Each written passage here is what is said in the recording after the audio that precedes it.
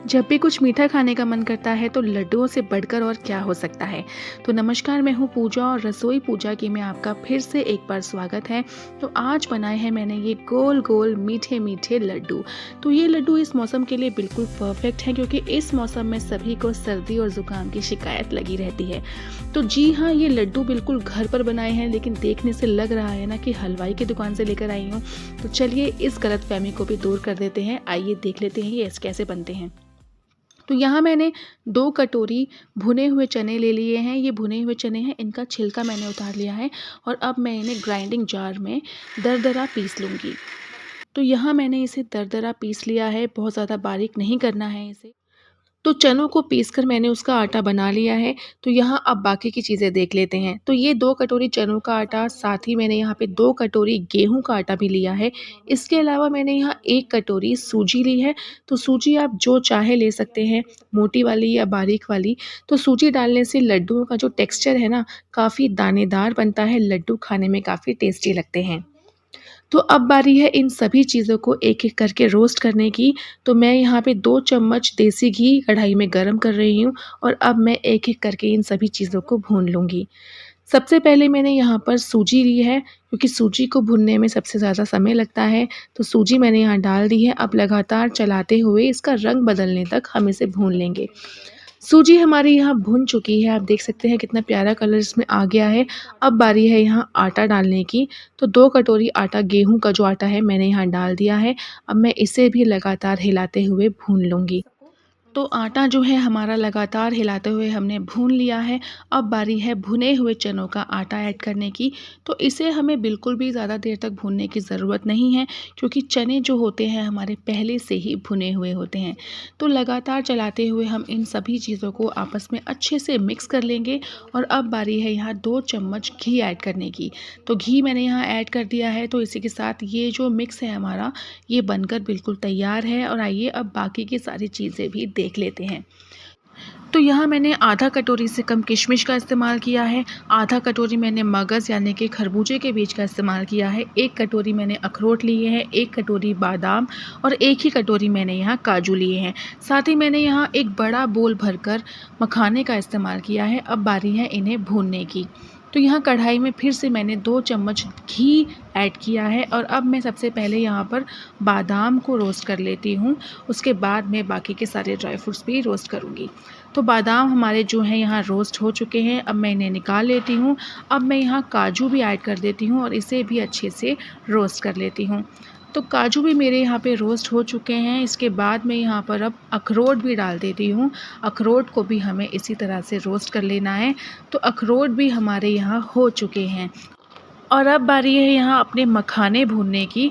तो मखानों को भी हमें लगातार हिलाते हुए भून लेना है और इस तरह से उँगली से दबाकर देखना है कि ये क्रंची हुआ है या नहीं।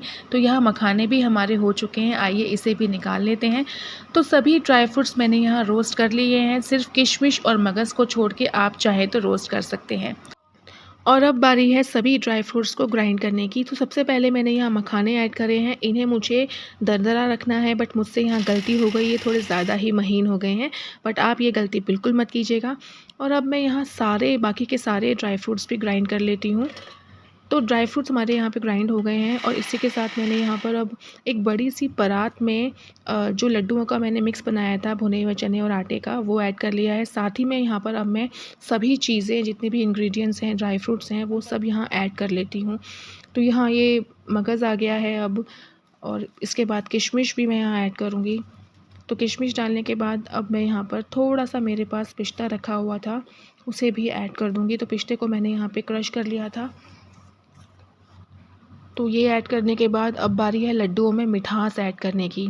तो मिठास के लिए आपके पास कई ऑप्शन हैं। आप चाहें तो बूरा इस्तेमाल कर सकते हैं, खांड ले सकते हैं, या फिर चीनी को भी पीस सकते हैं, या फिर चाशनी बनाकर भी डाल सकते हैं। बट मुझे यहाँ पे बूरा ही सही लगता है, तो मैं बूरा ही प्रेफ़र करती हूँ। साथ में यहाँ पे मैंने पिसी हुई काली मिर्च का भी इस्तेमाल किया है। काली मिर्च आँखों के लिए काफ़ी अच्छी होती है।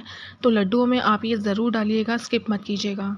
अब हम इन सभी चीज़ों को मिक्स कर लेंगे और ज़रूरत के हिसाब से मैं यहाँ पर घी ऐड कर देती हूँ। घी को थोड़ा मैंने गरम कर लिया है, तो ध्यान से करिएगा, घी काफ़ी गरम है। तो अब हमें इन सभी चीज़ों को अच्छे से मिक्स कर लेना है।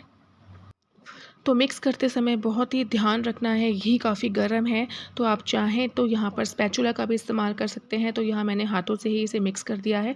तो ये पास से मैं आपको दिखा देती हूँ, इसका टेक्सचर कुछ इस तरह से बना है, दानेदार है, काफ़ी अच्छा बना है। अब हम यहाँ इस तरह से लड्डू की शेप देते हुए, दोनों मुट्ठी से दबाते हुए लड्डू की शेप देंगे और देखेंगे लड्डू हमारा बन रहा है कि नहीं। तो यहाँ अगर आपको घी कम लगता है तो घी आप ऐड कर सकते हैं, या फिर मिठास कम लगती है तो आप मिठास के लिए बूरा या खांड भी दोबारा ऐड कर सकते हैं। अब दोनों हाथों से दबाते हुए, प्रेशर डालते हुए हमें लड्डू का शेप देना है। तो ये गोल गोल लड्डू आपका जो है ये बन रहा है, देखिए आपको भी इसी तरह से करना है। और ये थोड़ा प्रेशर वाला काम है, थोड़ी एक्सरसाइज वाला काम है, इसी बहाने थोड़ी एक्सरसाइज हो जाएगी और बाद में मीठे मीठे लड्डू भी खाने को मिलेंगे। तो ये देखिए लड्डू जो है हमारा बनकर बिल्कुल तैयार है। और अब मेरे पास यहाँ पे कुछ बादाम रखे थे, उन्हें मैंने बीच में से इस तरह स्लिट कर दिया था। ये लड्डू पर मैं यहाँ लगा देती हूँ, तो लड्डू जो है देखने में काफ़ी सुंदर लगता है। और ये बिल्कुल ऑप्शनल है, अगर आप नहीं करना चाहते हैं तो छोड़ सकते हैं। लड्डू आपके इसके बिना भी काफ़ी स्वादिष्ट बनेंगे।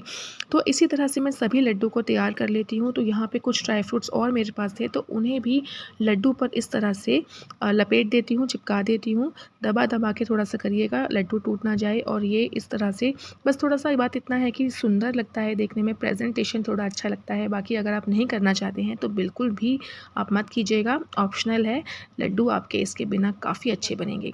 तो इसी तरह से मैंने करते हुए सभी लड्डू तैयार कर ली हैं। और देखिए बिल्कुल लग रहे हैं ना जैसे हलवाई से ही बनवाए हैं, अभी हलवाई की दुकान से ही लेकर आई हूँ। तो इस तरह से लड्डू आप बनाइए। कौन सा लड्डू हम रोज़ रोज़ बनाते हैं, जब भी कभी बनाएं तो आप इस तरह से ट्राई कर सकते हैं।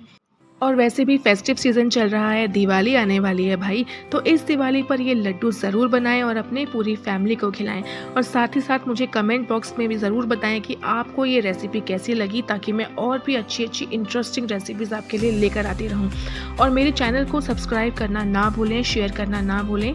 तब तक के लिए take care and bye bye.